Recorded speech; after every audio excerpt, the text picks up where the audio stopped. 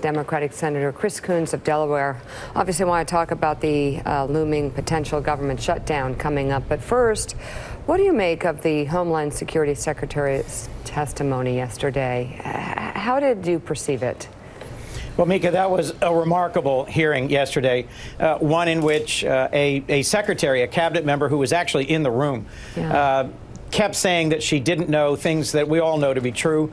The idea that Secretary Kirstjen Nielsen couldn't confirm that Norway is majority white, couldn't confirm that she knew what sort of obscenities the president had used and what they meant, suggested that part of being a loyal cabinet member is not being truthful, even in sworn testimony before a Senate committee. It was a divisive and difficult hearing. It had initially been scheduled for us to do oversight on some very important matters. Disaster relief to Puerto Rico, the wall and what we should do, immigration policy. I'm encouraged that Senator Lindsey Graham and Senator Dick Durbin presented a really strong bipartisan compromise to the president, and gravely concerned that the president, who welcomed them last Tuesday, threw this out the door and created such a mess last Thursday. And this hearing was just one of the pieces of the wreckage. So I might be putting you in, but I think you can do this. But why? What would the motive be to lie about what happened in that room? I think you get it behind you. The president said some, horrible words. The president used profanity. It's too bad the president feels this way, but we could still do it. I mean, if you get it behind you, couldn't you then move forward on the policy? What would be the motive to roll around in this mess? I won't use the president's words, but what I felt I saw in that testimony was someone dancing around the truth desperately, and then two senators blatantly lying. Am I wrong? Mika, I think you're right. And I think what's disheartening is that we've got really important work we should be doing together. I think there's millions of Americans who voted for Donald Trump thinking, based on his business experience, based on his long record of getting big projects done in New York City and elsewhere, from his early days fixing the Woolman rink to his accomplishments in business, at least as they perceived them, they thought he'd be able to bring folks together and move us past some of these long, difficult, divisive issues. That's who we saw last Tuesday when he chose to bring a big bipartisan group into the White House and say, bring me a deal, I'll sign it, I'll take the heat. And as Senator Graham said yesterday, who knows where that guy went?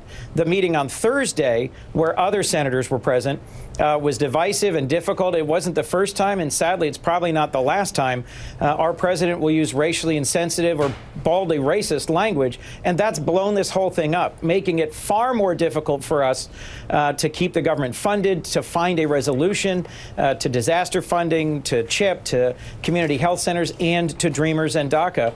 That's what we got hired to do here, and the folks who are being let down are the American people. This hurts our reputation globally, and it makes it hard for us to work together on anything. On many levels, because one could take away, Steve Ratner, from that hearing yesterday that the department, first of all, we have a State Department that the jobs aren't even filled.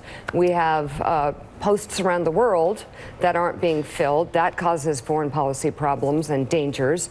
Then we have the DHS secretary appearing to sort of protect the president and maybe even lie for him, and then quickly revealing that she might not even be up for the job of Homeland Security Secretary if she does not know the demographic makeup of Norway. Is that what we've got? Is that what we learned yesterday? I think that is the essence of what we learned yesterday. And look, the tragedy of this, and then I'll turn to the senator, is that they were close to a deal that would have solved a number of these problems, and then it got completely subsumed with what was said in the meeting, with this DHS secretary, with a lot of really unnecessary errors and mistakes on the part of the administration.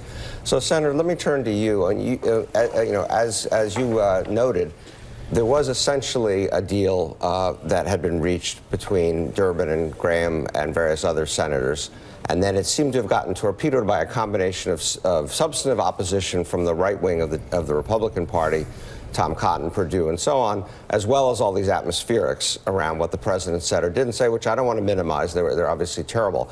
But the question is, we got 3 days to go. Is it possible to put the genie back in the bottle? You essentially had a deal that worked for both sides, accomplished a number of things. Can that deal still happen? Steve, that can only happen with presidential leadership. Once again, we face a moment where the president is sort of jerking the wheel of the bus of our nation left and right, left and right. He could say, I've thought about it, I've looked at it, and frankly, this deal with one little tweak is something I can sign off on, and we need to keep the government open. It's his job. He is the president of the United States. He and his party control the Congress. If this government shuts down because the Republican majority in the House can't get enough votes to pass their proposal, or because the president can't accept the very deal he asked for and was brought back to him, having met the 4 criteria he laid out, then I think it's clearly the president's responsibility that he couldn't hear yes when a strong bipartisan group of senators made tough compromises and delivered the deal that he was looking for. All right, Senator Chris Coons, thank you very, very much.